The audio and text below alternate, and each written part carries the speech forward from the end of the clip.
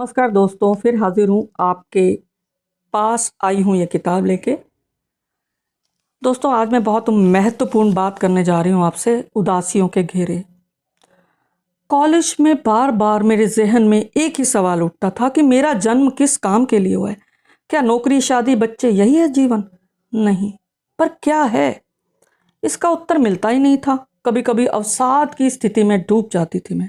पापा ने डांट दिया, दादी ने रोक टोक कर दी, किसी सखी के साथ लड़ाई हो गई तो पूरा दिन मूड खराब। कुछ शब्द पन्नों पर उकेर देती थी या चुपचाप आंसू बहाती थी। अच्छा, स्कूली समय की तरह कॉलेज में अब पार्क में खेलने में मन नहीं लगता था। मुझे लगता कि सबके जीवन में एक बार ऐसा अवसर जरूर आया होगा कि जब आप सोचते होंगे कि इस दुनिया से चले जाएं तो अच्छा है। मेरे साथ भी ऐसा हुआ था स्कूल टाइम में। मैंने आपको बताया मैं जेमिनी है मेरा ज़ोडिएक साइन। स्वभाव से दोहरी मानसिकता, यानी भीरू भी हूँ, बोल्ड भी हूँ। खाना पीना खूब पसंद है पर खाने पचाने की क्षमता ज़्यादा नहीं। लिखना, गीत सुनना, संगीत, चित्रकला सब पसंद है, लेकिन सिलाई, कढ़ाई, बुनाई पसंद नहीं। तो बात करी थी आत्महत्या की। अति भावुक मन ऐसा सोचता है जब सब कुछ पाकर खो जाए, या जब मेहनत के बावजूद कुछ ना मिले, या मन मुताबिक काम ना हो। ऐसे कई कारण हैं जब हम मृत्यु की बात सोचते हैं। और मुख्य कारण जानते हैं आप क्या होता है? वस्तु स्थिति को स्वीकार न कर पाना और उसे बदलने की क्षमता का अभाव। जब हम सोच लेते हैं कि हम बदल नहीं पा रहे उसको, या हम अपने आप को नहीं बदल पा रहे, तभी ऐसी स्थिति पैदा होती है। लेकिन दोस्तों, कहीं ना कहीं आध्यात्मिकता हमें उबार लेती है।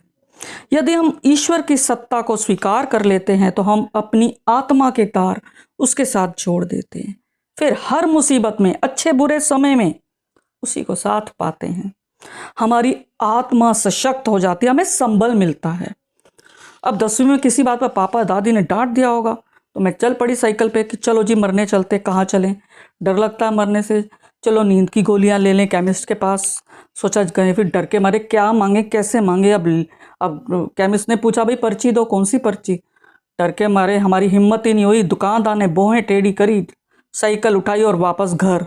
बाप रे, मैं भी सोचती हूँ मैं भी कैसी बुद्धू थी, क्या करने जा रही थी। मरने का इरादा कैंसिल। ऐसे जिंदगी में कितनी बार मरने का विचार आया होगा पता नहीं, लेकिन मरने के तरीकों से बहुत डर लगता था। बच गई तो बेइज्जती अलग होगी, हड्डी टूट जाए, कुछ हो जाए। अब तो लगता है कि जो मरने के बारे में सोचते हैं उन्हें 2 तमाचे जड़ूं। सच में एक बार फिर से खालीपन आया जब बीकॉम कंप्लीट की। सोचा अब क्या करें भैया, एमकॉम तो करनी नहीं। लॉ में एडमिशन हुआ नहीं। उस टाइम बहुत कठिन होता था। रोहतक यूनिवर्सिटी, कुरुक्षेत्र यूनिवर्सिटी में, दोनों में दाखिला नहीं मिला। थोड़े थोड़े अंकों से मैं रह गई और इधर एमकॉम की सीट भी हाथ से जाती रही। सोचिए दोस्तों, खालीपन। जब आपको समझ में नहीं आता कि आपको करना क्या है, ऐसी स्थिति तभी पैदा होती है। ऐसे समय में अपने दोस्तों से बात कीजिए, थोड़ा ईश्वर से बात करना सीखिए। यानी ईश्वर मतलब अपनी आत्मा से। स्थितियां कभी भी एक सी नहीं रहती, समय बदलता है, अच्छा समय आता है, मान लीजिए इस बात को। और जो भी आपके आसपास ऐसा लोग निराशावादी सोचें, उन्हें समझाइए, भाई ये ऐसा नहीं रहेगी, समय परिवर्तनशील है, बदलेगा सब कुछ, लेकिन थोड़ा प्रयास तो करना होगा ना। अब आप मुझे ही देखिए, कहाँ मैं सोचती थी और आज। YWCA से मैंने पत्रकारिता का डिप्लोमा किया, उसके बाद कंप्यूटर कोर्स किया, उसके बाद लगातार पढ़ती रही। MA हिंदी किया, MA फिर पत्रकारिता कर लिया, और मानवाधिकार में भी पोस्ट ग्रेजुएशन कर ली। उसके बाद PhD भी कर ली, डॉक्टरेट भी हो गई, शोध भी कर लिया, कितनी किताबें भी लिख ली। सोचिए अगर मैं उस टाइम अपने आप को नुकसान पहुंचाती तो क्या होता। तो इसलिए दोस्तों, हिम्मत नहीं हारना, और आपको आपकी मंजिल ज़रूर मिलेगी। मंजिलें तो बदलती हैं, ज़रूरी नहीं है आपको कि आप एक ही मंजिल के बारे में सोचें। ये नहीं तो दूसरी मंजिल मिल जाएगी। तो धन्यवाद दोस्तों। आपको कैसी लगी कड़ी, मुझे कमेंट करके बताएं।